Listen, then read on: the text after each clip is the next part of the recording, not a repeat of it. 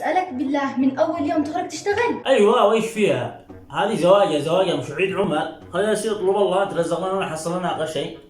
إيش فيها يعني؟ أنت داري إن أبي الشقي عندنا اليوم يزورنا ويحتمل يتغدى عندنا. طيب ما لو ما يجي امسح مع العرس يتغدى معنا، غدو مع الضيوف. دحين الشيخ هذا لحاله، خلاص قم يلا. قالوا دام ابوك يصلح لنا غداء الحاصل اي حاجه يلا. أقوم أفعل أنا وأنا عادني عروسة من أول يوم؟ ايوه وش فيها؟ واذا انا جبت صبوح انا ولا تحاكيت. والله ما تدخل، خرجت أنا غدا من المطعم بسرعة قبل ما يجي أبي. اصير اشتري لك من المطعم؟ وكان ليش خسرت وتعبت وجبت 3 مليون وخساره وغرامه وكله عشان اجيبك زينه انا في البيت؟ قومي صلحي غدا يلا. أمري لله. طيب نزل دينا مصاريف. على المصاريف عليا. كان على من؟